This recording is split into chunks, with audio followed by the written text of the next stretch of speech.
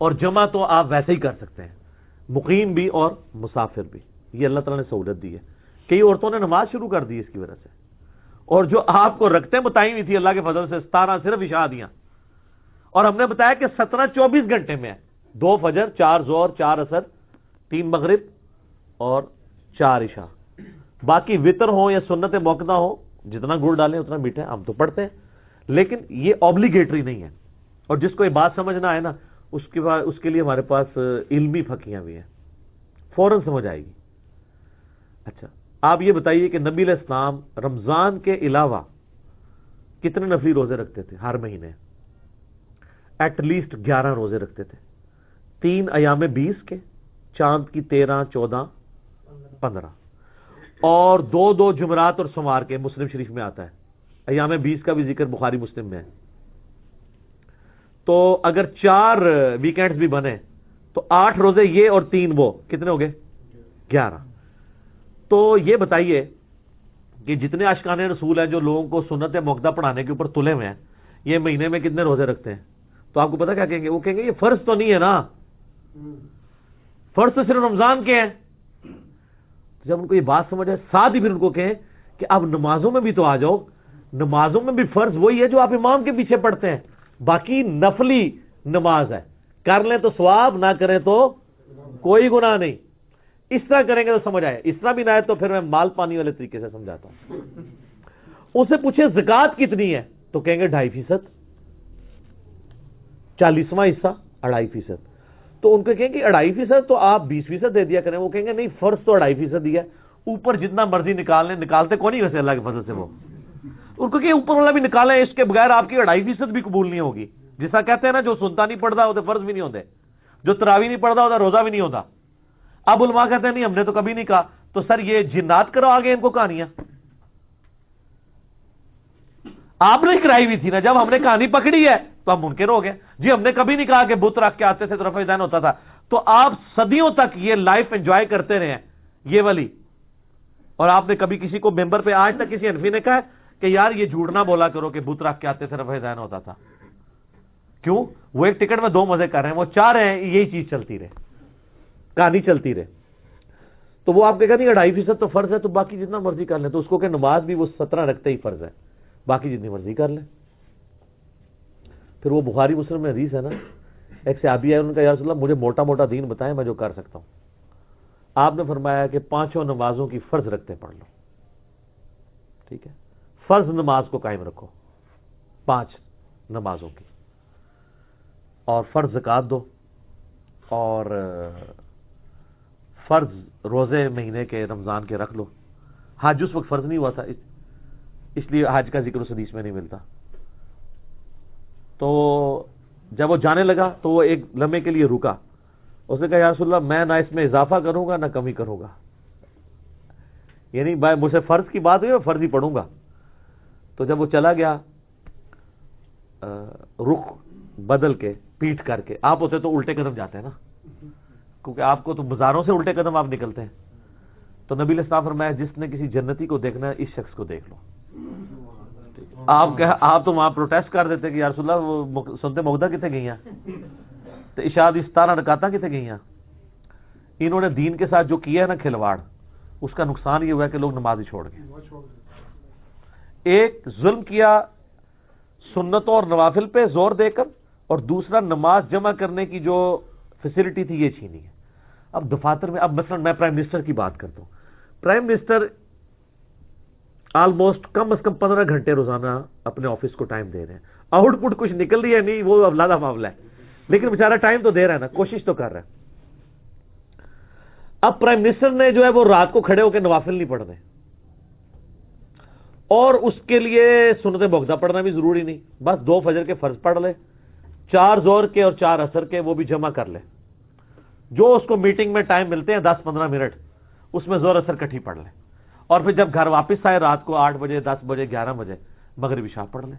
وہ روزانہ جمع کرے. میں نے بتایا صحیح بخاری میں موجود ہے، حضرت عمر فاروق کہتے ہیں بعض اوقات میں اپنا جنگی پلان نماز کی حالت میں کرتا ہوں، میرے پاس اتنا ٹائم ہی نہیں ہوتا. ظاہر ہے پوری دنیا کو دیکھ رہے تھے سر، سپر پاور تھے، اور ہر وقت جو ہے وہ اس وقت نہ آپ کو پتا انٹرنیٹ تھا نہ یوٹیوب تھا. نہ وائرلیس سسٹم تھا، نہ کوئی موبائل فون تھے کہ ہر وقت کوئی ایجنٹ آپ کو بات بتائیں، وہ تو بڑی دیر سے خبر آتی، تو پلاننگز میں ہی معاملات چلتے تھے. تو ایسے لوگوں کو پھر اسی طریقے سے جو لوگ دعوت و تبلیغ کا کام کر رہے ہیں، چاہے وہ یوٹیوب پہ بیٹھ کے کام کر رہے ہیں، چاہے سینہ بسینہ دعوت کر رہے ہیں، فیس بک کے ذریعے کر رہے ہیں، واٹس ایپ کے ذریعے، ان کے لیے یہ کام زیادہ امپورٹنٹ ہے نوافل پڑھنے سے. کیونکہ ایک شخص کی اگر آخرت بدل گئی، آپ پوری زندگی بھی نمازیں پڑھتے رہنا اس کے برابر نہیں ہو سکتی.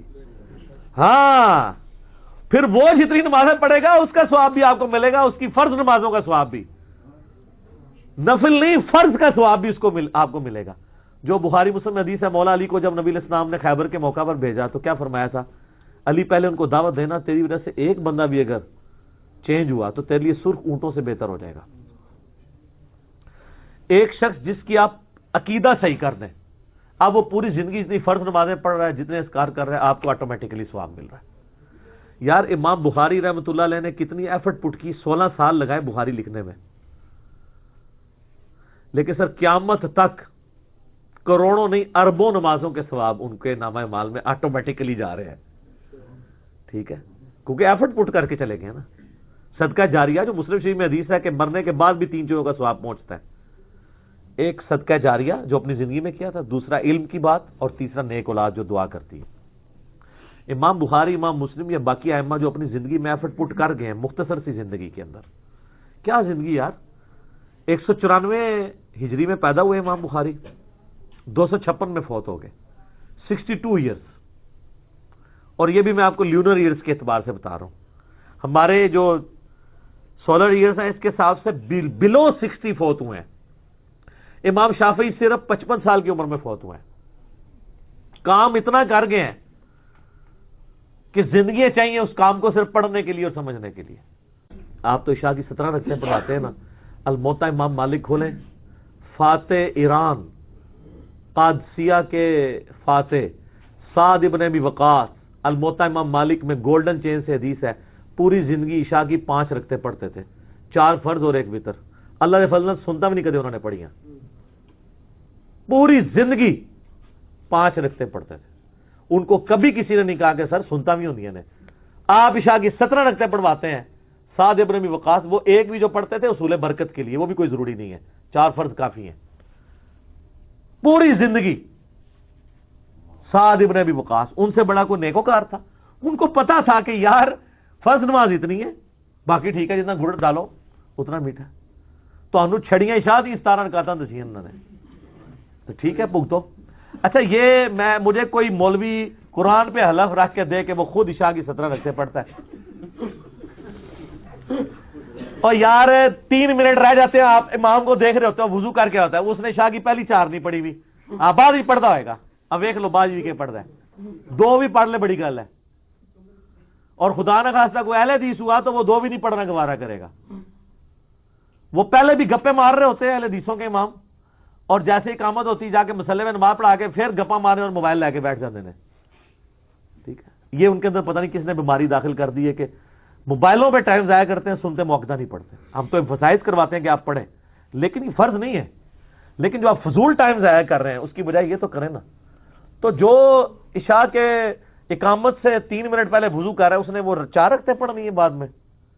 کوئی نہیں پڑھ رہے ہوتے سر، کہانیاں کرائیں تو انو عشاء دی کتابیں بھی 17 رکعتاں لکھ کے دے رہے ہیں. اور ٹھیک ہے بس ٹھیک ہے بھوگتے رہے آپ.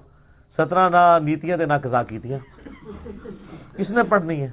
ہم نے تو کہا نمازیں جمع بھی ہوں گی، صرف فرض پڑھیں. کتنے لوگوں نے نمازیں شروع کر دی. میں پرسنلی کئی لوگوں کو جانتا ہوں، وہ کہتے ہیں نہیں ہمیں جب سے پتہ چلا ہے نا کہ فرض پڑھ لو کافی ہے تو نماز بڑی آسان ہو گئی ہے، ورنہ تو زور کی نماز ختم ہی نہیں ہوتی. ایک جو دیہڑی دار بندہ ہے یا دکاندار ہے، اس کو زور کی نماز کے لیے اگر صحیح وہ پڑھے انسانوں کی طرح 35-40 منٹ چاہیے. پہلے بھی جائے گا، استنجا کرنا ہے، وضو کرنا ہے، 4 سنتے پڑھنی ہے، پھر 4 فرض پڑھنے ہیں، پھر بعد ہی کم از کم 2 سنتے ہیں، 4 بھی ثابت ہیں. تو اس کے لیے ایک ایفرٹ پٹ کرنا مشکل کام ہے. لیکن اگر وہ کہے کہ جی 1:30 بجے زور ہے تو 1:25 پہ وضو کرے، 1:30 بجے پڑھ کے انفیوں کی مسجد میں ہے تو 1:35 پہ گھر واپس آ جائے، اور اگر اہل حدیث کی مسجد میں ہے تو پھر بھی 1:40-42 تک آ ہی جائے گا. ٹھیک ہے، تو ایفرٹ کرنا مشکل ہو جاتا ہے نا بعض کا. ٹھیک ہو گیا. نیکیوں سے بدل دے گا. صرف معافی نہیں سر، جتنے بڑے بڑے گناہ تھے اسی لیول کی بڑی بڑی نیکیاں. وَكَانَ اللَّهُ غَفُورًا رَحِيمًا، اور اللہ تعالیٰ تو بخشنے والا مہربان ہے. وَمَن تَابَ وَعَمِلَ صَالِحًا، جو کوئی توبہ کرے اور نیک اعمال کرے، فَإِنَّهُ يَتُوبُ إِلَى اللَّهِ مَتَابًا، تو اللہ تعالیٰ کہتا ہے کہ میرے ذمے ہے اس کی توبہ کو قبول کرنا.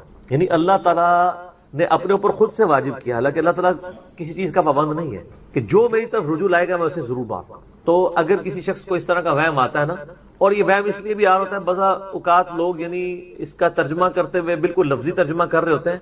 قرآن حکیم کی آیات چونکہ پورے کانٹیکسٹ کے ساتھ ہوتی ہیں، بیک گراؤنڈ میں آیات نازل ہوئی ہوتی ہیں، لہٰذا میں جب بھی ان آیات کا ترجمہ کرتا ہوں نا، جب اسپیسیفکلی شرک کو ایڈریس کر رہا ہوتا ہوں، میرا لیکچر نمبر ہے مسئلہ نمبر 3 دعا صرف اللہ ہی سے، اور سچ پیپر بھی ہے اس کے اوپر، تو ہم یہ ترجمہ جو ہے نا یہ آیت ان اللہ لا یغفر ان یشرک بہ، بے شک اللہ اس گناہ کو کبھی معاف نہیں کرے گا کہ کوئی شخص اللہ کے حضور قیامت والے دن اس حال میں پیش ہوا کہ اس نے دنیا میں شرک کیا ہوا، یعنی بغیر توبہ کے وہ مرا. وَيَغْفِرُ مَا دُونَ ذَلِكَ لِمَن يَشَاءُ، اور شرک کے علاوہ ہر گناہ معاف کر دے گا، وہ بھی اوپن لائسنس نہیں، جس کے لیے چاہے گا. یعنی جو شخص شرک سے توبہ کیے بغیر گیا نا، اس کی تو توبہ ہے ہی نہیں قیامت. ہاں دنیا میں کر گیا وہ معاملہ علیحدہ ہے، قیامت میں اللہ سے اس حال میں ملا کہ اس نے دنیا میں شرک کیا ہوا اور توبہ نہیں کی، تو اللہ تعالیٰ اس کا گناہ معاف نہیں. وَمَن يُشْرِكْ بِاللَّهِ فَقَدْ ضَلَّ ضَلَالًا بَعِيدًا، جو کوئی شرک کرتا ہے وہ گمراہی میں دور جا پڑا. وَلِعَاذُ بِاللَّهِ تعالی. دنیا میں تو میرے بھائی جامعہ ترمذی میں حدیث ہے، نبی علیہ السلام نے فرمایا موت کے غرغرے سے پہلے اللہ تعالیٰ توبہ قبول کرے. موت کے غرغرے سے مراد ہے نزع کا عالم طاری ہونے سے پہلے. جب کسی کو موت نظر آ گئی نا اب وہ توبہ نہیں کر سکتا. تو قرآن حکیم میں ہے نا، فرعون جب ڈوبنے لگا تھا تو اس نے کیا کہا تھا، میں ہارون اور موسیٰ کے رب پر ایمان لاتا ہوں، بنی اسرائیل کے رب پہ. تو اللہ تعالیٰ نے کیا فرمایا تھا، الآن، اب لایا ایمان. حالانکہ ایمان تو لے آیا تھا، وہ گرگرا تو وہ لے ہی رہا تھا نا، غوطہ تو کھا رہا تھا نا. تو موت کے گرگرے سے مراد ہے نزع کا عالم طاری ہونے سے پہلے. اور اس میں ایک پوائنٹ کئی دفعہ ہائی لائٹ کر چکا ہوں، یہاں پہ بھی کر دوں. اگر آپ کو کسی شخص کے بارے میں یہ پتا چل جائے نا کہ اس کو لا علاج بیماری لگ چکی اور وہ اب کچھ عرصے میں ایکسپائر ہو جائے گا، جیسے کینسر ہے، یعنی ہم نے یہ لرن کر لیا نا کہ کینسر جب 3rd اسٹیج کے اوپر پہنچ جاتا ہے تو وہ انسان بچتا نہیں ہے. جس شخص کو کینسر ہوا ہے یا سپوز اس کے گردے فیل ہو گئے یا دل بالکل ایج پہ پہنچ چکے، ایسے لوگوں کو یعنی پاکستان انڈیا میں تو لوگ چھپاتے ہیں کہ پہلے ہی نہ کہیں مر جائے. وہ سن کے کتنی حیران کن بات ہے کہ مسلمان جس کے لیے موت ایسٹ ہونی چاہیے، چلو کافر کو تو سمجھ آتا ہے، اس نے تو دنیا ہی کمائی ہے نا، مسلمان بھی مرنے سے پہلے مر جاتے ہیں موت کا سن کے. ایسا تو نہیں ہونا چاہیے اصولاً. اور یہ ٹانٹ اللہ نے قرآن پاک میں یہودیوں کو دی ہے سورہ جمعہ کے اندر، کہ کہتے ہیں نا اللہ کے بڑے چہیتے ہیں، ان کو کہو کہ تم موت کی تمنا کرو اگر تم سچے ہو. اگر تم اللہ کے چہیتے ہو تو پھر موت تو تمہارے لیے خوشخبری ہونی چاہیے، لائبلٹی نہیں ہونی چاہیے، ایسٹ ہونی چاہیے. اب یہی تان ہمیں بھی آ رہا ہے، مسلمان کی حالت نہیں ہونی چاہیے، اس کو موت کا پتہ چلے تو جناب وقت سے پہلے ہی مرنے کی کوشش کرے. تو لیکن آپ یورپ امریکہ میں اگر کسی کو بیماری ہو نا اس کو بتا دیا جاتا ہے کہ سر پلان کر لیں 6 مہینے ہیں، اور 6 مہینے بھی ان کے پلان ہے، وہ 6 سال بھی ہو سکتے ہیں، 6 گھنٹے بھی ہو سکتے ہیں، وہ تو اللہ کی مرضی ہے، وہ ایک ایسٹیمیٹ بتاتے ہیں. یہاں پہ لوگ چھپا لیتے ہیں. اس کا نقصان یہ ہے کہ نہ وہ اپنی لائف کو یعنی کوئی وراثت کے پوائنٹ آف ویو سے مینج کر سکتا ہے، اور سب سے بڑھ کے اسے توبہ کی طرف آپ کو لانا چاہیے. میں تو کہتا ہوں جی کسی کو کینسر ہو گیا ہے، ابھی اس میں موت کا غرغرہ نہیں آیا، کو کینسر ہوا ہے نا، پتہ نہیں کب مرنا ہے، ٹھیک ہے نا، نزع کا عالم بھی نہیں ہے، اس کو سب سے پہلے بتائیں کہ بھائی تمہیں لا علاج بیماری ہے، تمہاری ڈیتھ کسی بھی وقت ہو سکتی ہے، اللہ کی طرف رجوع لاؤ. سر اس نے پوری زندگی بھی عیاشی کی تھی نا، وہ اپنی آخرت مینج کر سکتا، وہ تو خیر کر سکتا ہے، ہمیں بھی اپنی آخرت مینج کرنی چاہیے. روزانہ مرنے سے پہلے توبہ کرنی چاہیے. روزانہ ہم مرتے ہیں نا، صحیح بخاری میں حدیث ہے نا، نبی علیہ السلام رات کو سوتے ہوئے کیا دعا مانگتے تھے، اللہم باسمک اموت و احیا، میں تیرے نام پر مرتا اور جیتا ہوں، یعنی سوتا اور جاگتا ہوں، کیونکہ صحیح بخاری میں حدیث ہے موت جو ہے وہ نیند کی بہن ہے. اور جب آپ صبح اٹھتے ہیں تو وہ بھی صحیح بخاری میں دعا ہے، الحمدللہ الذی احیانا بعد ما اماتنا والیہ النشور.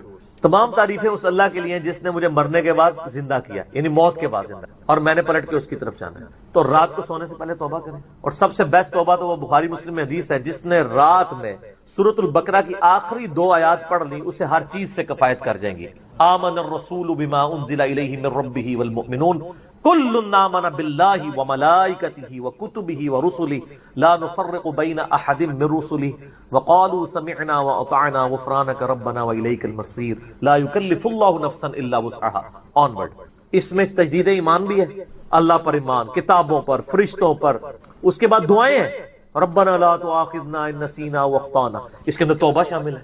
سب سے بیسٹ تجدید ایمان جو ہے سورہ بقرہ کی آخری دو آیات ہیں، اور یہ ہمارے وظیفے میں ہم نے بلو کارڈ کے اوپر بھی لکھا ہے کہ نبی علیہ السلام نے فرمایا، اور یہ حدیث بخاری مسلم دونوں میں، جو شخص رات کو سونے سے پہلے سورۃ البقرہ کی آخری دو آیات پڑھ لے، اس میں جو کچھ اللہ سے مانگا ہے وہ اس کو دے دیا جائے گا. یہ بھی الفاظ ہے. تو اس میں کیا کچھ مانگا ہوا ہے؟ تو تجدید ایمان.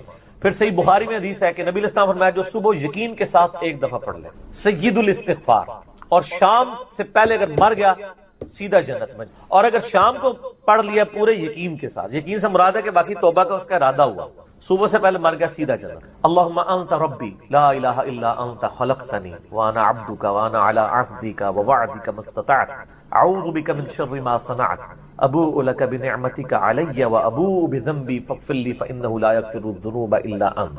یہ سید الاستغفار ہے. تو یہ وہ ہے توبہ جو روزانہ کرنی چاہیے، نزا سے پہلے پہلے، یعنی صبح پہ پڑھے شام پہ پڑھے. بلکہ مسند البزار میں صحیح سند کے ساتھ ہے کہ نبی صلی اللہ علیہ وآلہ وسلم ہر فرض نماز کے بعد بھی سید الاستغفار پڑھتے تھے. ہر فرض نماز کے بعد ایک تو ہم پڑھتے ہیں نا اللہ اکبر استغفر اللہ استغفر اللہ استغفر اللہ اللہم انت السلام منک السلام تبارک یا ذی الجلال والاکرام. اس کے بعد آپ سید الاستغفار آیت الکرسی بھی پڑھیں. آیت الکرسی کے بارے میں بھی آیا ہے سنن نسائی الکبریٰ کے اندر صحیح سند کے ساتھ، ہم نے گرین کارڈ میں ڈالا ہے کہ جو شخص آیت الکرسی فرض نماز کے فوراً بعد پڑھے گا مرتے ہی جنت میں جائے گا. لیکن نماز پڑھے گا، خالی آیت الکرسی نہیں، نماز کے فوراً، تو نماز بھی اس کو پڑھنی چاہیے. تو اس طرح یعنی تجدید ایمان والا یہ معاملہ بھی کرنا چاہیے، اور یہ وہم ہی نہیں بننا چاہیے کہ اللہ تعالیٰ معاف نہیں کرے گا. صحیح بخاری اور مسلم دونوں میں حدیث ہے کہ میں اپنے بندے کے گمان کے قریب ہوں. جو بندہ میرے لیے گمان کرتا ہے میں ویسا ہوں اس کے. جو شخص کہتا ہے اللہ مجھے معاف نہیں کرے گا تو اس کو واقعی اللہ معاف نہیں، اور جو کہے گا کہ اللہ تعالیٰ مجھے معاف کر دے گا اسے اللہ معاف کر. تو انشاءاللہ تعالیٰ یہ کبھی ایسا نہیں کرنا چاہیے اللہ تعالیٰ سے نا امیدی والا معاملہ. آپ اپنے رب کے وعدوں پر، نبی صلی اللہ علیہ وسلم کے وعدوں پر یقین رکھیں کہ جس شخص نے سچے دل سے توبہ کی ہے اس کی نہ صرف توبہ قبول ہوگی سورۃ الفرقان آیت نمبر 70 کے تحت، بلکہ اس کے گناہوں کو بھی نیکیوں سے بدل دیا جائے گا. تو اللہ تعالیٰ رجوع لانے والوں کو پسند فرماتا ہے. بار بار رجوع لاتے رہنا چاہیے. اللہ تعالیٰ سے اپنے آپ کو آزاد نہیں کرنا چاہیے. نیکی کی ہو یا نہ کی ہو، گناہ کیا ہو یا نہیں کیا، یہ علیحدہ سے بات ہے. نبی علیہ السلام سے بڑھ کر کون نیک ہو سکتا ہے؟ صحیح بخاری میں حدیث ہے کہ میں بھی روزانہ 70 سے زیادہ دفعہ اپنے رب کی طرف استغفار لے کے آتا ہوں. استغفر اللہ و اتوب الیہ، نبی علیہ السلام. اور یہ 70 کا عدد آپ نے کثرت کے لیے بولا ہے. عربی میں 70 کا مطلب 70 ڈیجٹ نہیں ہوتا. 70 کا مطلب 1000 دفعہ بھی ہو سکتا ہے، 10,000 دفعہ بھی ہو سکتا ہے، 100 دفعہ بھی ہو سکتا ہے. کثرت کے لیے بولا جاتا ہے. تو استغفار تو بندے کی ضرورت ہے، یہ اللہ سے ایک نیکی ہے، اور ہر چیز کے ساتھ استغفار اٹیچ ہے. آپ دیکھیں کہ محفل سے اٹھنے کی جو دعا ہے اس میں استغفار ہے. سبحانک اللہم وبحمدک اشہد ان لا الہ الا انت استغفرک واتوب الیک، سنن نسائی میں حدیث ہے. پھر سنن نسائی الکبریٰ میں حدیث ہے کہ نبی علیہ السلام وضو کے بعد بھی یہ دعا پڑھتے ہیں، سبحانک اللہم وبحمدک اشہد ان لا الہ الا انت استغفرک واتوب الیک. اور فرمایا یہ پڑھ لو تو یہ اللہ تعالیٰ قیامت کے دن تک کے لیے اس کو سنبھال کے رکھ دے گا، تمہیں اس کے عوض نیکیاں ملیں گی. ٹھیک ہے نا. تو رجوع اللہ، استغفار، ہر وقت اللہ کی طرف رجوع لاتے رہنا. اور سب سے بیسٹ یہ ہے کہ نماز کے تشہد کی آخری جو دعائیں والا پورشن ہے نا اس میں استغفار مانگیں، کیونکہ صحیح بخاری میں حدیث ہے جب درود شریف تشہد میں پڑھ چکو اس کے بعد جو چاہو اپنے رب سے مانگو. سجدوں میں بھی مانگیں. صحیح مسلم میں حدیث ہے سجدے میں انسان اپنے رب کے سب سے زیادہ قریب ہوتا ہے. تم خوب رب سے دعائیں مانگا کرو. اور نبی علیہ السلام نے دعا بھی سکھا دی. بخاری اور مسلم دونوں میں ہے کہ نبی علیہ السلام رکوع اور سجدے میں پڑھتے تھے سبحانک اللہم وبحمدک اللہم اغفر لی. یہ ہمارے وہ اذکار میں لکھا ہے سبحانک اللہم وبحمدک اللہم اغفر لی. تو اس میں دعا ہی ہے. پھر دو سجدوں کے درمیان میں رب اغفر لی رب اغفر لی ہے. سر استغفار تو ہر جگہ ہی چل رہا ہوتا ہے. تو اللہ کی طرف رجوع لائے اور اللہ سے امید رکھیں. دنیا میں کسی نے توبہ کر لی تو موجہ ہی موجہ، یہ آخرت کے لیے معاملہ ہے. تو شرک، یار آپ نے کیا شرک کیا ہوگا جو صحابہ کرام نے قبول ایمان سے پہلے کیا. صحیح مسلم میں حدیث ہے 321 نمبر، میں نے کربلا والے ریسرچ پیپر میں ڈالی، بڑی لمبی حدیث ہے. عمر بن عاص رضی اللہ تعالیٰ عنہ کہتے ہیں کہ جب مجھے یہ اندازہ ہوا کہ اب نبی علیہ السلام یعنی غلبہ پائیں گے، یعنی اللہ نے ان کا سینہ اسلام کے لیے کھول دیا. اسلام قبول کرنے کے لیے نبی صلی اللہ علیہ وآلہ وسلم کی خدمت میں حاضر ہوئے تو خود ہی بتاتے ہیں. اور انہوں نے اپنے نزا کے عالم میں موت کے وقت میں اپنے بیٹے کو، بڑی لمبی بڑی رکت انگیز حدیث ہے، میرا یوٹیوب پہ کلپ بھی ہے، عمر بن عاص کی موت کے وقت اشک بار آنکھوں سے. تو خیر اس میں یہ بھی الفاظ ہیں، کہتے ہیں جب میں نبی صلی اللہ علیہ وسلم کے پاس ایمان لانے کے لیے گیا نا تو نبی علیہ السلام نے اپنا دایاں ہاتھ آگے بڑھایا بیعت کرنے. تو کہتے ہیں میں نے دایاں ہاتھ بڑھایا لیکن حضور کے ہاتھوں میں ہاتھ دینے سے پہلے ہی تھے. میں نے کہا یا رسول اللہ پہلے مجھے گارنٹی دیں کہ میں نے جو کچھ اسلام کے خلاف سازشیں کی ہیں پچھلے 19 سال میں، اسلام کے آنے کے بعد 19 سال تک اسلام کے خلاف یہ اور خالد ابن ولید دونوں، یہ دونوں کٹھے مسلمان ہوئے تھے ایک ہی دن ایک ہی وقت میں، 19 سال. پھر اسلام کی حالت میں انہیں 19 سال نہیں ملے ہیں حضرت خالد ابن ولید، کفر میں ملے ہیں، اسلام میں تھوڑا وقت ملا.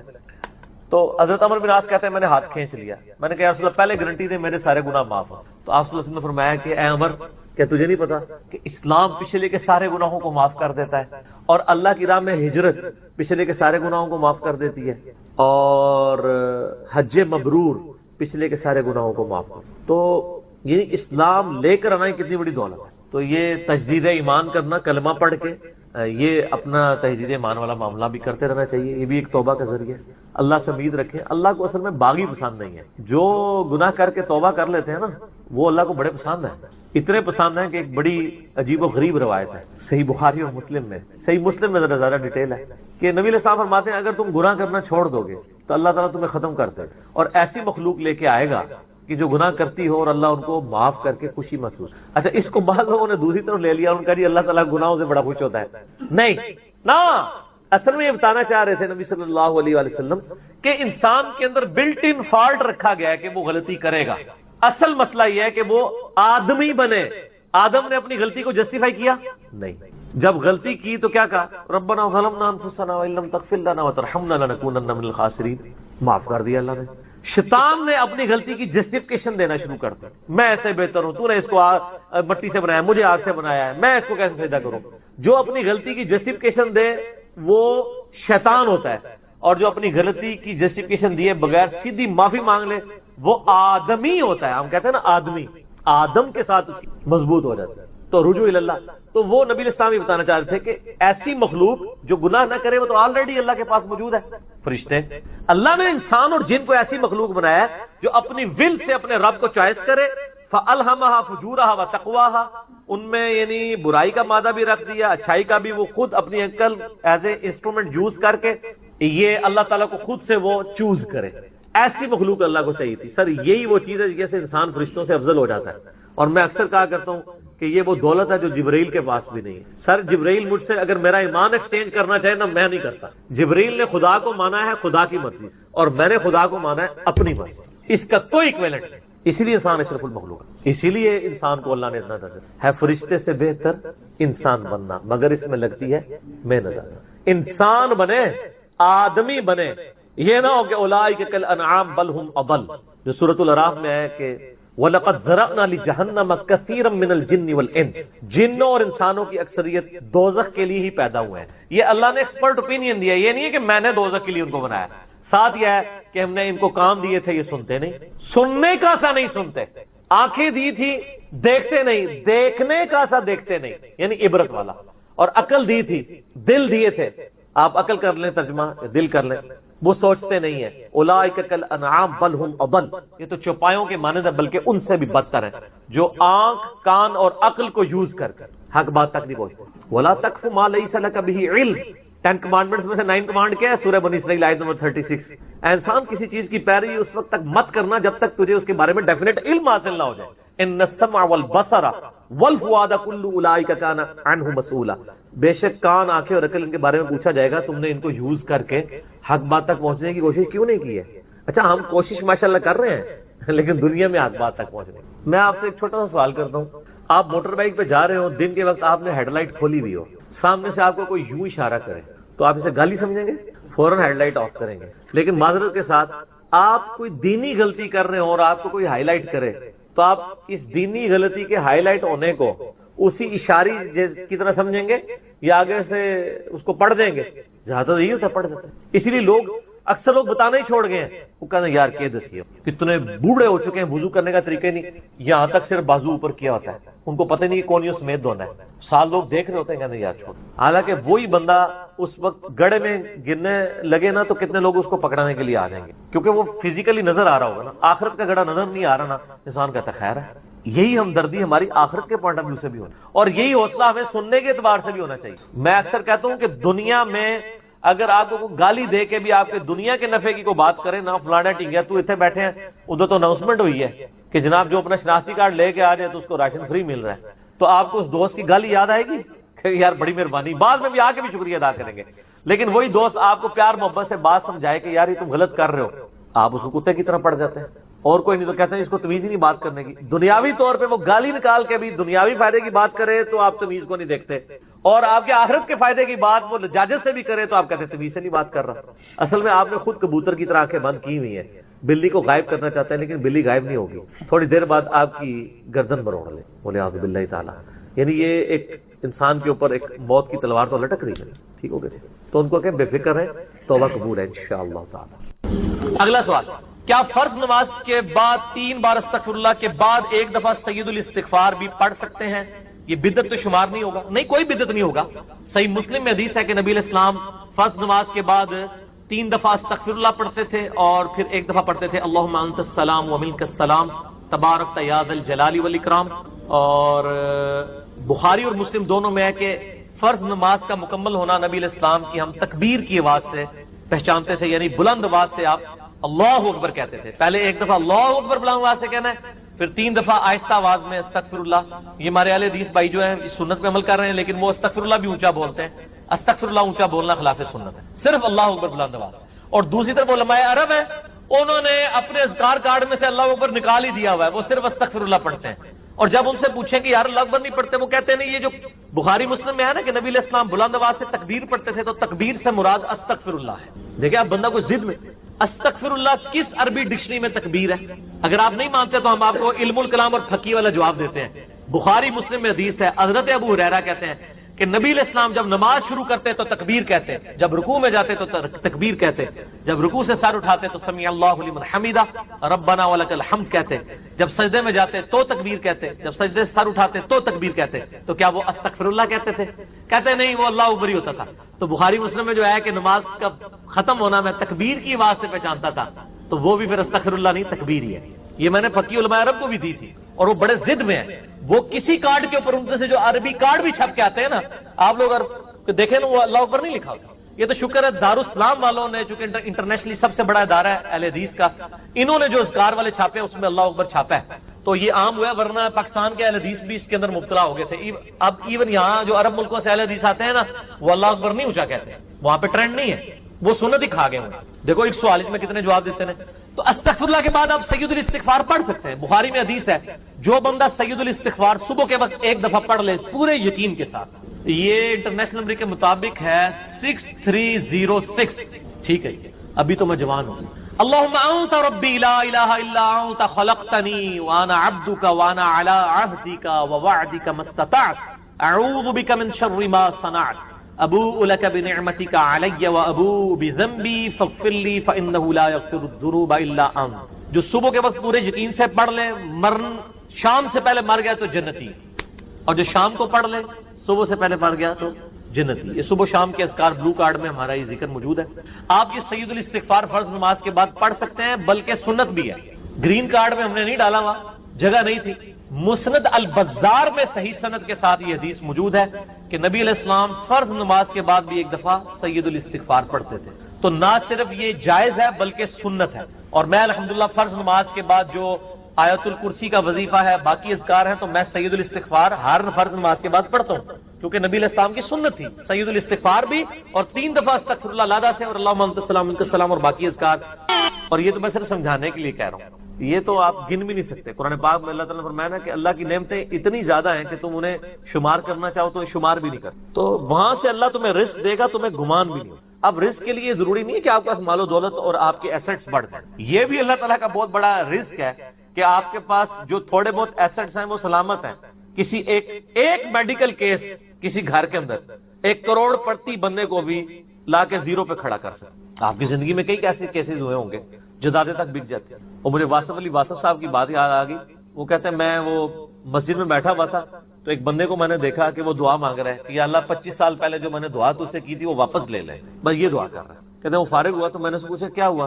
اس نے کہا جی 25 سال پہلے میں نے اللہ سے رو رو کے ایک بیٹا مانگا تھا، میری بیٹی ہی تھی، اور وہ بیٹا میرے گاٹے فٹ ہو گیا، یعنی وہ نشے میں مبتلا ہو گیا، سارا گھر کا مال اس نے بیچ دیا، مجھے کنگال کر دیا، تو میں اللہ سے کہہ رہا ہوں یا اللہ یہ اولاد واپس ہی لے لے۔ تو یہ بھی تو ہو سکتا ہے۔ سورہ توبہ میں آتا ہے، اللہ تعالیٰ آتا ہے اپنے جو فاسق و فاجر لوگوں کے بارے میں کہ اللہ تعالیٰ کہتا ہے کہ ان کی اولاد کو ہی ان کے لیے عذاب بنا، اولاد بھی عذاب بن سکتی، اسی لیے میں دعا کیا سکھائی گئی ہے، ربنا هب لنا من ازواجنا وذرياتنا قرۃ اعین واجعلنا للمتقین اماما، اے اللہ ہماری بیویوں اور ہماری اولاد میں آنکھوں کی ٹھنڈک بنا اور ہمیں پرہیزگاروں کا امام بنا، ہماری آنے والی نسلیں پرہیزگار ہوں، ورنہ یہ تو مصیبت بھی گلے پڑ سکتی۔ تو ایک میڈیکل کیس آپ کو کہاں سے کہاں لے کے جا سکتے، ایک بچے کا نافرمان ہونا آپ کو کہاں سے کہاں لے کے جا سکتے، اور اس سے بڑی ناکامی تو آخرت کی ناکامی ہے۔ ایسا بچہ بھی ہو سکتا ہے کہ جو آپ کی دنیا تو برباد نہ کرے لیکن آخرت برباد کر دے، اس کی وجہ سے آپ گناہوں میں مبتلا ہو جائے۔ تو یہ بھی رزق کی ایک فارم ہے۔ رزق صرف یہ نہیں کہ آپ کے لیے مال پانی کھل جائے، بلکہ مال سبسسٹنس لیول پہ بھی موجود ہے، لیکن آپ کو کوئی ایسی تکلیف نہیں آ رہی کہ جس کی وجہ سے آپ کا مال نہیں نکل رہا۔ ورنہ ایک بندہ 10 لاکھ روپے مہینے کا کماتا ہے اور 9 لاکھ روپے اس کا نکل جاتا ہے، کیا فرق پڑا اس کو؟ اس نے کون سا ایسٹ بنا لیا؟ اور جو اذیت گزار رہا ہے وہ لادہ، اس کو تو کوئی سوچ بھی نہیں سکتا، ذہنی ٹینشن ہے۔ صحیح بخاری مسلم میں حدیث ہے، نبی علیہ السلام فرمایا ہمیشہ اپنے سے نچلے لوگوں کو دیکھو تو تمہیں یوں اللہ تعالیٰ کی نعمتوں پر صبر نصیب ہوگا اور قناعت نصیب، اوپر نہ دیکھو۔ اور پھر بخاری مسلم میں یہ حدیث ہے کہ ابن آدم کے پاس اگر سونے کی 2 وادیاں ہوں تو وہ خواہش کرے گا تیسری وادی بھی مجھے مل جائے، اس کا پیٹ صرف قبر کی مٹی پہ۔ والعیاذ باللہ۔ بخاری مسلم دونوں میں حدیث ہے کہ انسان کہتا ہے میرا مال میرا مال میرا مال، نبی علیہ السلام فرمایا تیرا مال تو وہ ہے جو تو نے کھا پی لیا یا پہن کر بوسیدہ کر دیا یا اللہ کی راہ میں خرچ کر کے آخرت کے لیے محفوظ کر لیا، باقی جتنا مال ہے وہ تو تیرے ورثہ کا مال ہے، تو کہتا ہے میرا مال ہے۔ پھر بخاری مسلم دونوں میں حدیث ہے کہ نبی علیہ السلام نے فرمایا کہ انسان کے 3 دوست ہیں، ایک دوست ہی اس کی قبر تک ساتھ جاتا ہے، وہ اس کے اعمال ہیں، باقی جو 2 دوست ہیں وہ باہر ہی رہ جاتے ہیں، اس کے رشتہ دار اور مال۔ اب مال ساتھ ہے، مال بھی ہر سال لے کے جا سکتے ہیں، لیکن وہ مال جو آپ نے پہلے اپنی زندگی میں اپنی مرضی سے اللہ کی راہ میں خرچ کر دیا وہ اللہ کے ڈیوائن بینک میں جمع ہے، وہ قرآن پاک میں سورۃ البقرہ میں ہے 700 گنا تک کے اللہ تعالیٰ کر کے لوٹائے گا، بلکہ یہاں تک فرمایا کہ یہ اللہ تعالیٰ کو تم قرض دے رہے ہو اور اللہ تعالیٰ اس قرض کو لوٹائے گا۔ دیکھیں کتنا قدردان ہے کہ دیتا اللہ ہے، اور جب اسی کے دیے ہوئے میں سے آپ اسی کی راہ میں خرچ کرتے ہیں تو وہ کہتا ہے کہ یہ تم نے مجھے قرض دی، اللہ کہتا ہے میں تمہارا مقروض ہوں تمہیں لوٹاؤں گا۔ یہ ہے اللہ تعالیٰ کی قدردان۔ جامعہ ترمذی میں حدیث ہے، مسند امام احمد میں موجود ہے کہ نبی علیہ السلام فرمایا کہ جب بھی کوئی شخص دعا کرتا ہے وہ خالی نہیں جاتی، یا تو اس دعا کے عوض جو تم نے مانگا وہ اللہ تمہیں عطا کر دیتا ہے، یا اس سے بہتر یعنی اس کی برکت سے اللہ تعالیٰ بہتر نعم البدل دیتا ہے، تمہاری کوئی تکلیف ٹال دیتا ہے، یا پھر اس دعا کو سنبھال کے رکھتا ہے قیامت کے دن کے لیے، اور اس دعا کے ایکویلنٹ تمہیں اجر عطا فرما۔ تو دعا تو بہت ضروری ہے، اللہ کی طرف رجوع لانا ہے۔ ٹاپک اور طرف چلا جائے گا، فی الوقت اس کی طرف آپ کنسنٹریٹ کریں کہ اللہ تعالیٰ مارا ہے کہ تمہیں وہاں سے رزق ملے گا، تمہیں گمان بھی نہیں ہوگا۔ وَمَن يَتَوَكَّلْ عَلَى اللَّهِ، اور جو کوئی اللہ پر توکل کرے فَهُوَ حَسْبُهُ، تو اللہ اس کے لیے کافی ہے۔ ان اللہ بالغ امری، اللہ تعالیٰ تو اپنا کام پورا کر کے رہتا ہے، لیکن قد جعل اللہ لكل شيء قدرا، اللہ نے ہر معاملے کے لیے ایک اندازہ مقرر کر رہا ہے۔ اسی کو ہم وہ کہتے ہیں نا کہ اللہ کے ہاں دیر ہے اندھیر نہیں ہے، لیکن یہ دیر بھی ہم صرف سمجھانے کے لیے کہتے ہیں، وہ دیر نہیں ہے، وہ اللہ کا رول یہی ہے کہ اللہ تعالیٰ نے کسی معاملے کو کس لیول کے اوپر جا کے ایڈریس کرنا۔ 23 سال تک مشرکین عرب کو دیکھیں نا مہلت ملی ہے، کتنے لوگوں نے کہا کہ دیکھو کان پک گئے ہیں ہمیں سنتے ہوئے، نبی علیہ السلام ہمیں دھمکیاں لگاتے ہیں کہ قوم عاد قوم سمود کی طرح تم بھی برباد کر دیے جاؤ گے، جب وقت کے پیغمبر کا انکار کرو گے تو عذاب تو کوئی نہیں آ رہا۔ اور قرآن پاک میں پھر نبی علیہ السلام کے بارے میں بھی آتا ہے کہ آپ علیہ السلام نے بھی تھوڑی سی بے صبری کا مظاہرہ کیا، سورۃ الانعام کے سٹارٹ میں آپ پڑھ کے دیکھ لیں تو اللہ تعالیٰ نے پھر اس پہ جلال فرمایا کہ اے نبی تم چاہو تو جاؤ زمین میں کوئی سرنگ تلاش کر لو یا آسمان میں کوئی سیڑھی لگا کے ان کی مرضی کا معجزہ انہیں لا کے دکھا دو، ہم اپنے فیصلوں میں یعنی کسی کے پابند نہیں ہیں۔ پھر سورہ آل عمران میں آتا ہے جب غزوہ احد کے موقع پہ نبی علیہ السلام کی زبان سے بددعا نکل گئی خالد ابن ولید کے لیے کہ اللہ تعالیٰ ایسی قوم کو کیسے ہدایت دے گا جنہوں نے اپنے نبی کا چہرہ خون سے رنگ دیا۔ یہ صحیح مسلم میں الفاظ ہیں، قرآن پاک میں اشارتاً اس کا ذکر ہے سورہ آل عمران میں۔ اللہ تعالیٰ نے فرمایا کہ نبی آپ کو کوئی اختیار نہیں ہے، اللہ تعالیٰ چاہے تو ان کو ہدایت بھی دے۔ ہائے ہائے، یہ اللہ کے فیصلے، یہ کسی انسان کا کوئی فیصلہ۔ تو اب ان آیات کی روشنی میں بزرگ تو کسی کھاتے میں نہیں بنتے، لوگ بزرگوں کو لے کے بیٹھ رہے ہوتے ہیں، یہ بزرگ دعا کریں گے، بزرگ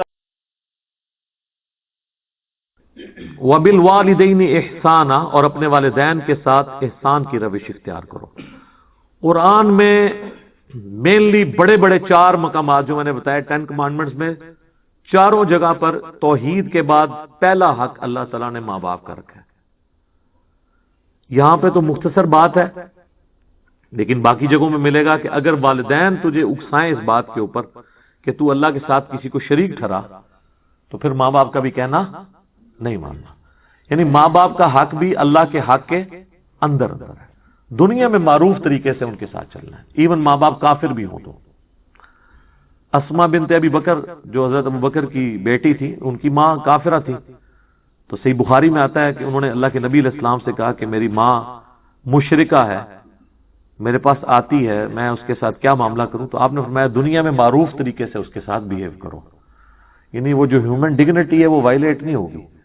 کافر ماں باپ بھی ہیں، بیمار ہوں گے، آپ ان کا علاج کروائیں گے، ان کی صحت کا خیال رکھیں گے، ان کے باقی معاملات کو دیکھیں گے، لیکن بات آپ نے ماننی ہے اس رب کی جس نے آپ کو ماں باپ دیے ہیں، اس رب کے پیغمبر کی کہ جو دنیا پہ اس رب کا نمائندہ ہے صلی اللہ علیہ وآلہ وسلم۔ والدین کے ساتھ احسان کرو، وبذی القربى، اور اپنے قریبی رشتہ داروں کے ساتھ۔ آپ دیکھیں گے قرآن میں ماں باپ کے بعد ہمیشہ رشتہ داروں کا ذکر ضرور آتا ہے پہلے نمبر پر، اس لیے کہ رشتہ داروں میں جیلسی فیکٹر ہوتا ہے، تو اللہ نے اسپیشلی کہا ہے کہ رشتہ داروں کے ساتھ ضرور اس نے شروع کرنا ہے۔ آپ کئی لوگ دیکھیں گے اپنے بہن بھائیوں کے ساتھ تو ان کی دشمنیاں چل رہی ہوتی ہیں اور یاروں دوستوں کو کھلا پلا رہے ہوتے ہیں، تو اسلام میں تو اس کی اجازت نہیں ہے۔ آپ کی زکوٰۃ کا بھی سب سے زیادہ حقدار آپ کے بہن بھائی ہیں۔ ماں باپ اولاد کو آپ زکوٰۃ نہیں دے سکتے، لیکن بہن بھائی کو تو زکوٰۃ لگتی ہے، پہلا حق ان کا ہے اگر وہ غریب ہے۔ والیتامی، اور جو یتیم ہیں جن کی پرورش کرنے والا کوئی نہیں ہے، والمساکین، اور مسکین لوگ جو ہیں، والجار ذی القربى، اور جو پڑوسی قریبی پڑوسی ہیں، اس کا ایک ترجمہ ہے قریبی پڑوسی اور ایک ایسا رشتہ دار جو آپ کا پڑوسی بھی ہو، دونوں ترجمے درست ہیں۔ والجار الجنب، اور ایسا پڑوسی جو دور کا ہے، رشتہ دار نہیں ہے، یعنی پڑوسی تو ہے لیکن رشتہ دار نہیں، یا وہ رشتہ دار ہے لیکن دور کا رشتہ دار ہے۔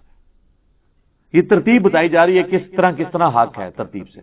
والصاحب بالجنب، اور مجلس کے لوگ جو تمہارے دوست یار ہیں۔ دیکھیں دوست یاروں کا ذکر کس کے بعد آیا؟ ماں باپ، رشتہ دار، پھر قریبی رشتہ دار، پھر دور کے رشتہ دار، پھر دوست۔ اسے دوست پہلے ہونے دیں،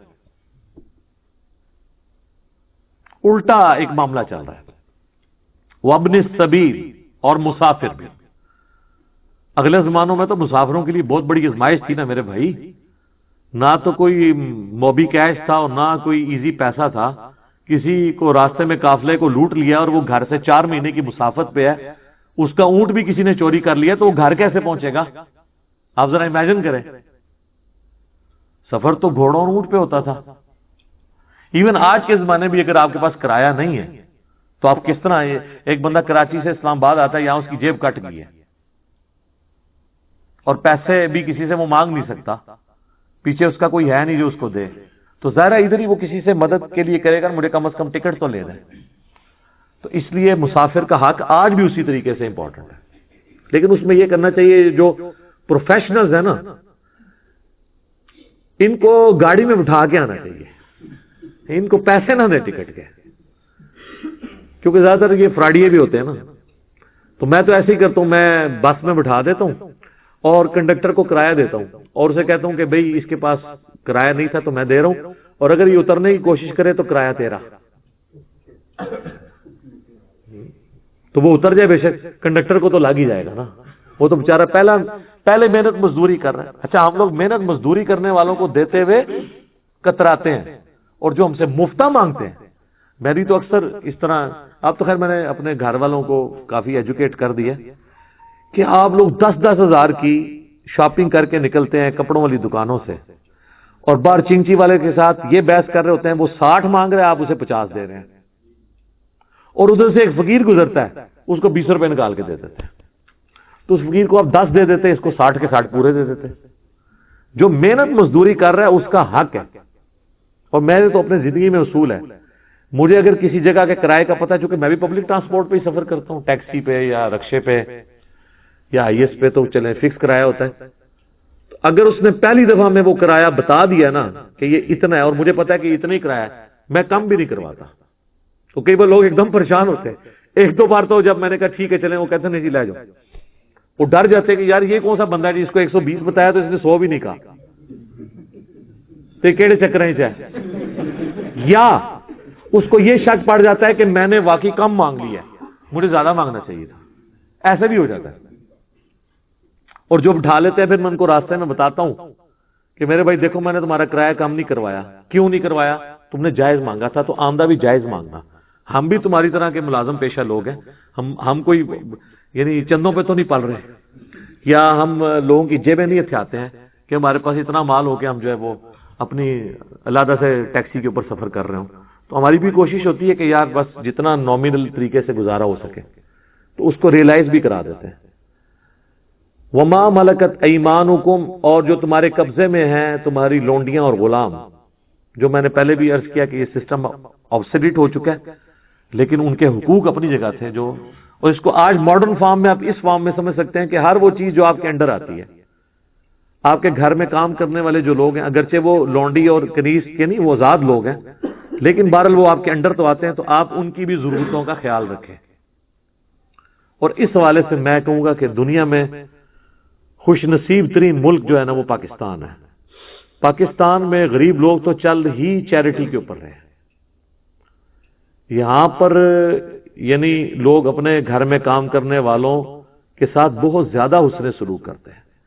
اگر گھر والوں میں سے کوئی باہر سے آتا ہے تو وہ اپنے گھر میں کام کرنے والی جو عورتیں ہیں ان کے لیے بھی کوئی نہ کوئی گفٹ لے کے آتا ہے، ان کو بھی کچھ نہ کچھ کپڑے لے کے دے دیتے ہیں۔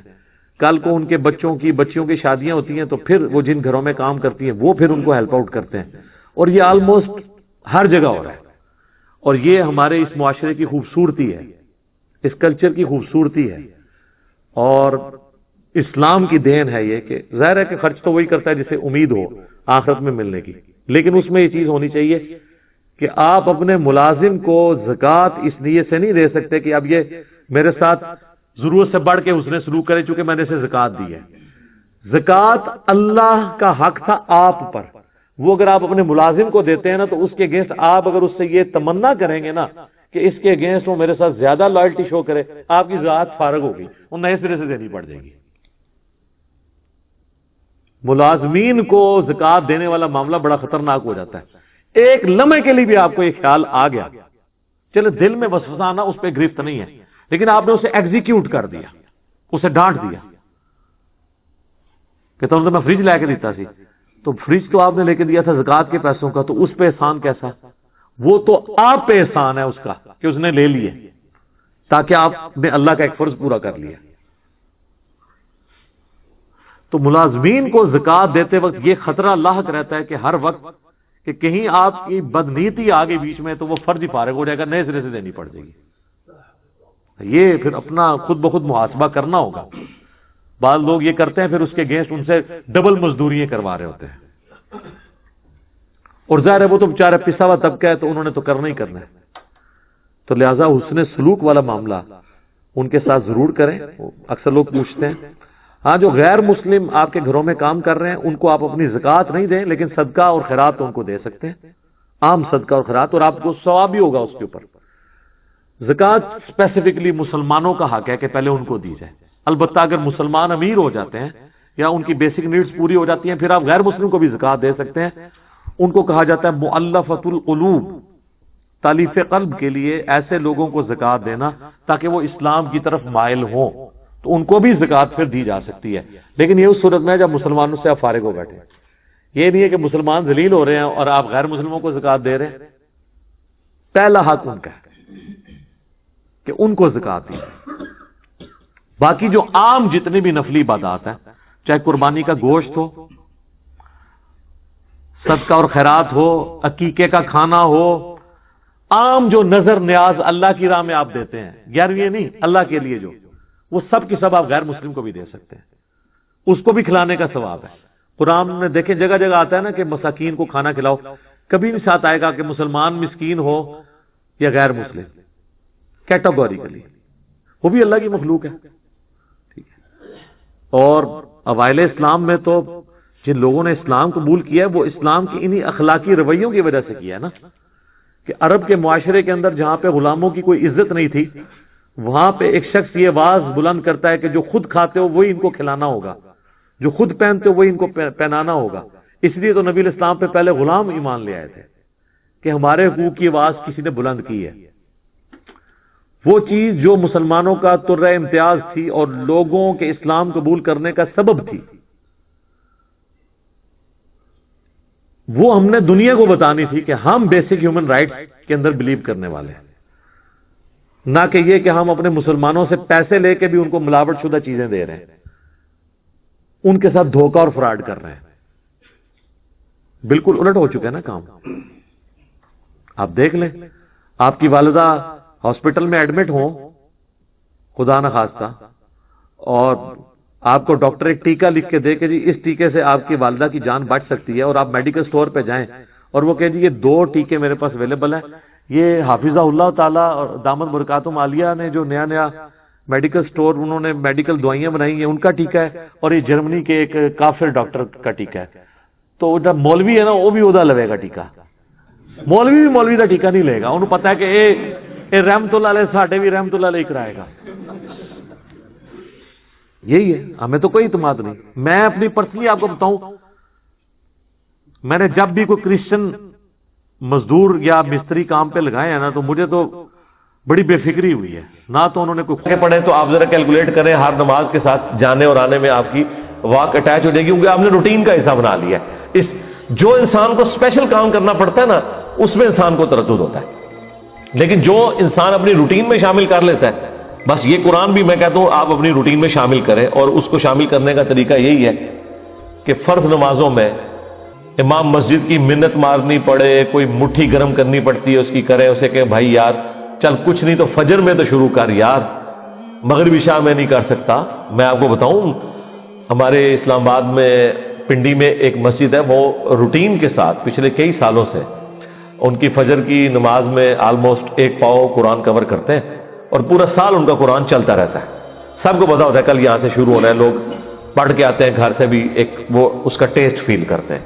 تو یہ تو مسلسل آپ کی روٹین میں جب قرآن آئے گا تو یہ وہ ساری گناہ، وہ ساری برائیاں جن کو چھوڑنے کے لیے آپ کو ایک ایفرٹ پٹ کرنی پڑتی ہے، وہ آٹومیٹکلی آپ کی زندگی سے نکلتی چلی جائیں گی۔ جس طرح آپ نے دیکھا ہے کہ بعض لوگ ایسے ہوتے ہیں بڑی ان کی شانہ زندگی ہوتی ہے، لیکن کبھی ان کے اوپر کوئی غم کی کیفیت ٹوٹتی ہے، بالکل بھی زندگی میں سادگی آ جاتی ہے، پھر آہستہ آہستہ وہ دنیا سے ریٹائر ہونا شروع ہو جاتے ہیں، ایک غموں کا پہاڑ گرتا ہے، آخرت اورینٹڈ ہو جاتے ہیں آہستہ آہستہ آہستہ آہستہ۔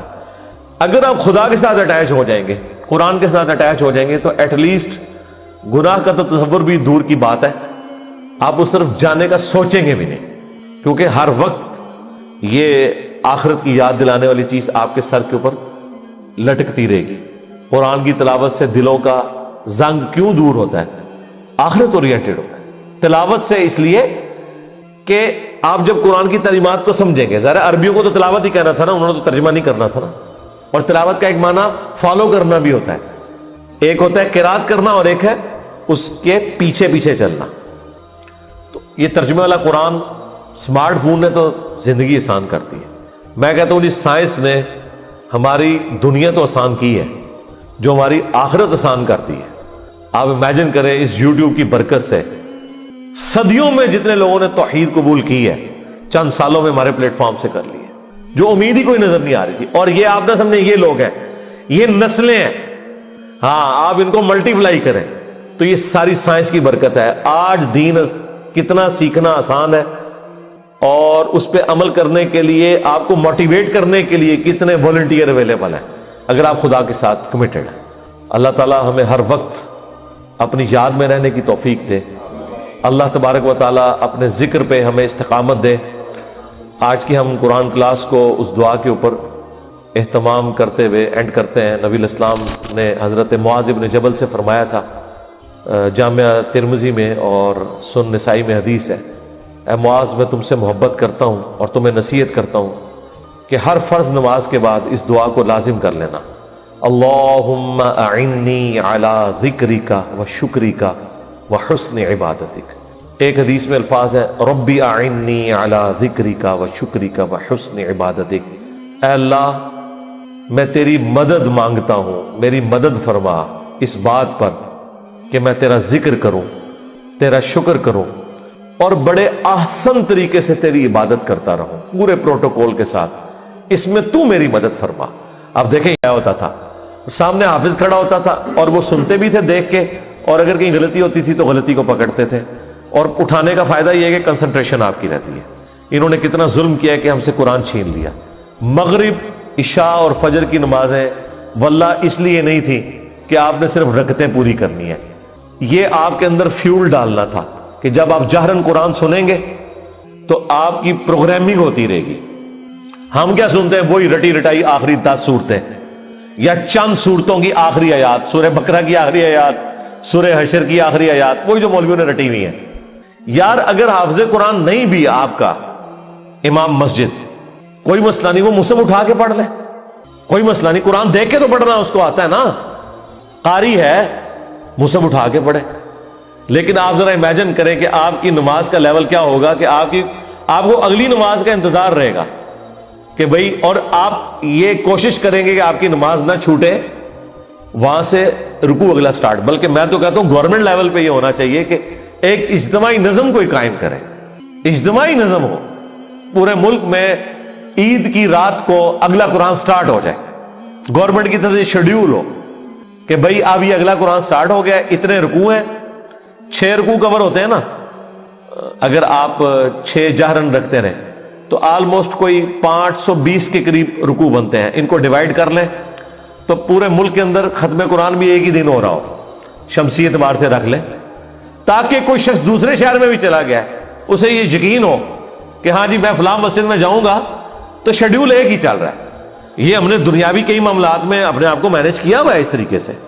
دیکھ لیں KFC آپ امریکہ سے کھائیں، آپ سعودیہ سے کھائیں، آپ جیل میں بیٹھ کے کھائیں، آپ کی آنکھوں میں پٹی بندھی ہوئی ہو، آپ کھا کے بتا دیں گے کہ آپ KFC کا چکن کھا رہے ہیں، اس سے قطع نظر کہ آپ دنیا میں کہاں بیٹھے ہوئے ہیں۔ 66,000 آؤٹ لیٹس ہیں ان کی دنیا میں، یہ بھی پرانا فگر ہے، اب تو پتہ نہیں اس سے زیادہ ہی نہ ہوگی ہوں۔ ایک ذائقہ دیا نا پوری دنیا کے اندر انہوں نے۔ اس طرح کے کئی شیڈیول ہیں، اور اگر یہ تھوڑی سی ایفرٹ پٹ کر لی جائے تو سرکار آپ کو کوئی اپنے بچوں کو توحید سکھانے کی ضرورت نہیں ہے، توحید خود بخود وہ سیکھ جائیں گے۔ پورے دورہ قرآن بھی نہیں ہوگا، انہیں پتہ چل جائے گا کہ سب کچھ فراڈ چل رہا ہے، قرآن تو کوئی اور ہی بات کرتا ہے۔ یہی وجہ ہے کہ جو غیر مسلم ملکوں میں لوگ جاتے ہیں نا، وہاں جب ان کا نان مسلم لوگوں سے واسطہ پڑتا ہے تو پھر ان کو بھی تھوڑی شرم آتی ہے کہ یار وہ جب پوچھتے ہیں ہاں جی اسلام کیا، وہ کہتے ہیں ہم تو پتہ ہی کچھ نہیں۔ پھر قرآن ترجمے سے پڑھتے ہیں تو آپ دیکھتے ہیں کہ یہاں داڑھی بھی نہیں ہوتی، وہاں سے داڑھی بھی رکھ کے آ جاتے ہیں، نماز بھی شروع کر دیتے ہیں، قرآن بھی پڑھ لیتے ہیں اور گمراہ بھی ہو جاتے ہیں۔ یعنی ادھر والوں کی نظر میں وہ کہتے ہیں یار یہ کیا کہانیاں تم لوگوں نے دین، قرآن میں تو یہ کچھ اور لکھا ہوا ہے۔ تو اگر یہ شیڈیول گورنمنٹ کر دے، یہ کوئی مشکل کام ہے مجھے بتائیں؟ چلے پردہ رکھنے کے لیے اگر کوئی جعلی حافظ بھی ہے، گورنمنٹ کہہ دے کہ ٹھیک ہے جی مصحف اٹھائیں، مصحف اٹھا کے پڑھیں، پردے کا پردہ رہ جائے گا۔ اگر کسی کو یہی ہے کہ میں تو حافظ بن کے یہاں بھرتی ہوا تھا، ہے کوئی نہیں تھا، کوئی مسئلہ نہیں ہے، مصحف اٹھا کے پڑھیں۔ پیچھے بھی لوگ ایئر فلائٹ موڈ میں دیکھیں اور ترجمے والا قرآن کھولیں، جب قرات ہو رہی ہوتی ہے اتنا آپ کو ٹائم مل جاتا ہے کہ آپ عربی اور نیچے ترجمہ بھی دیکھ سکتے ہیں۔ ویسے آپ اگر کوشش کریں نا کہ میں 6 رکوع روز کے ایک جگہ بیٹھ کے ترجمے سے پڑھوں، پھر پڑھ بیٹھے تو کوئی نہ کوئی کام آپ کے آڑے آ جائے گا، کوئی نہ کوئی مصروفیت آڑے آ جائے گی۔ اسی لیے اللہ تعالیٰ نے اس کو نماز کا حصہ بنایا ہے۔ یہ لوگ پوچھتے ہیں کہ جی جہرن نمازیں کیوں ہیں؟ لو سن لو پھر اس واسطے کہ جہرن کہ قرآن کے ذریعے پروگرامنگ آپ کی ہوتی رہے، آپ قرآن سنتے رہیں۔ اور ابھی تو میں آپ کو یہ بتا ہی نہیں رہا کہ نبی علیہ السلام کی نماز کتنی لمبی ہوتی تھی، فجر کی ایٹ لیسٹ 40 منٹ کی آپ کی فجر کی نماز ہوتی تھی۔ جی ہاں، میں تو ایک ایک رکوع کی بات کر رہا ہوں، وہاں تو پاؤ یا آدھا پارا پڑھنے کی بات ہے یا پارا پڑھنے کی بات ہے۔ چلے وہ نہیں ہے، ایک رکوع بھی کسی کی ہدایت کے لیے کافی ہے بھائی۔ 6 رکوع تو کور ہو گئے نا، 6 رکوع کا مطلب ہے کہ ایک پاؤ سے زیادہ اس کا پارا ہو گیا۔ ہر 4 دن کے اندر ایک پارا ختم ہو جایا کرے گا، ہر 4 دن کے اندر ایک پارا۔ تو اس کا مطلب ہے کہ یہ ایک مہینے کے اندر آلموسٹ کتنے پارے ہو جائیں گے جی؟ 7 پارے۔